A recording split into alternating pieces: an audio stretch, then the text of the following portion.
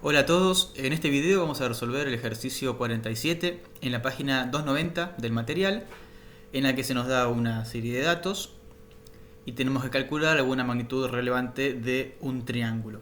Entonces, en este tipo de problemas y en general en cualquier problema geométrico que involucre triángulos, lo mejor que podemos hacer para iniciar el problema es hacer un gráfico, hacer un esquema que represente la situación en cuestión y luego en ese esquema identificar cuáles son las magnitudes relevantes, las magnitudes geométricas que nos interesan, y a cada una de ellas asignarles un nombre. Típicamente una variable, una letra. Así las tenemos bien identificadas y podemos hacer la transición de ese problema geométrico a algo analítico en el que podamos resolver. Con esa idea, lo siguiente será darnos cuenta, bueno, de estas magnitudes que me definen mi problema geométrico, en este caso mi triángulo. Cuáles son aquellas que yo ya conozco, cuáles son aquellas que puedo deducir de los datos que me da el problema y cuáles son aquellas que van a ser para mí mis incógnitas, cuáles son las cantidades que yo quiero calcular. Bien, entonces con esa idea vayamos a este problema en particular, ¿sí? Se nos pide el coseno de cada uno de los ángulos del triángulo cuyos vértices están ubicados en esos puntos de un plano coordenado.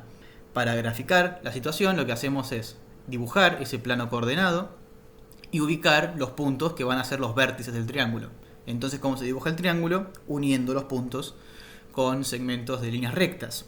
Entonces, de esta manera ya tenemos nuestro gráfico representativo del problema. ¿Cuáles son las magnitudes relevantes que definen este triángulo? Van a ser sus lados y sus ángulos. Entonces, a cada uno de ellos les voy a poner un nombre. Para mí los lados se van a llamar A, B y C, y son esos que dibujé en mi gráfico, y los ángulos serán alfa, beta, gamma. Entonces, de esta manera tenemos bien definidas cuáles son nuestras magnitudes geométricas del problema. Bien, entonces el ejercicio nos pide el coseno de cada uno de los ángulos. ¿Cuáles son los datos que nos da el problema? ¿Cuál es la información que conocemos? La información que tenemos son las coordenadas de cada uno de los vértices. Entonces fíjense que de esta manera inmediatamente podemos darnos cuenta de que es fácil calcular las longitudes de los lados. Porque si tenemos bien ubicados los vértices, la medida de cada uno de los lados va a ser simplemente la distancia entre cada uno de los puntos. Por ejemplo, fíjense, si quiero calcularme cuánto vale el lado A, lo que tendría que hacer es medir la distancia que hay entre el punto de coordenadas 2, 3 y el punto de coordenadas 1, menos 1. O sea que en definitiva, calcular la longitud de los lados termina siendo un problema de calcular distancia entre puntos de un plano, algo que sabemos hacer. Aplicando la fórmula que conocemos, encontramos que el lado A mide raíz de 17. ¿Sí? Entonces inmediatamente puedo utilizar la misma idea para calcularme las longitudes de los lados B y C, viendo la distancia entre los vértices que correspondan.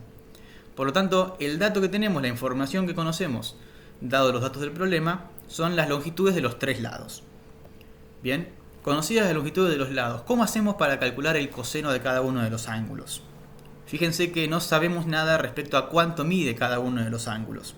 Si supiéramos cuánto miden los ángulos, calculamos el coseno y ya está. Pero no va a hacer falta conocer el ángulo, porque lo que se nos pide es cuánto vale el coseno.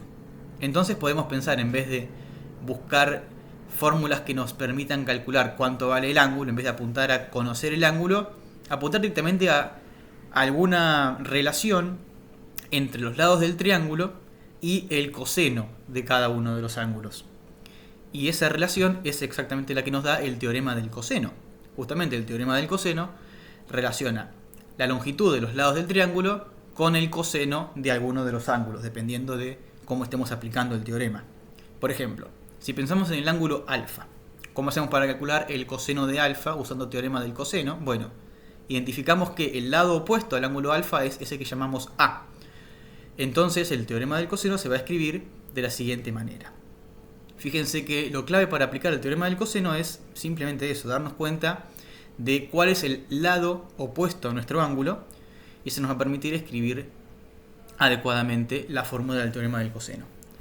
Como los lados los conocemos, podemos reemplazar, y fíjense que esta ecuación parece complicada en cuanto a lo numérico, pero es una ecuación en la que podemos resolver y despejar cuánto vale el coseno de alfa, ¿sí?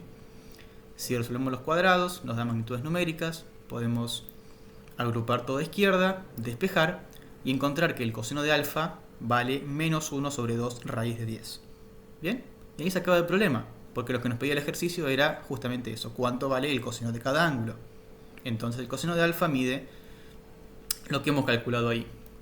Y se acabó. Con este mismo esquema podemos plantear ecuaciones para el ángulo beta, donde el lado opuesto es el que llamamos B, y ecuaciones para el ángulo gamma, donde el lado opuesto es el que llamamos C. De esta forma resolvemos, despejamos y sabemos cuánto vale el coseno de cada ángulo.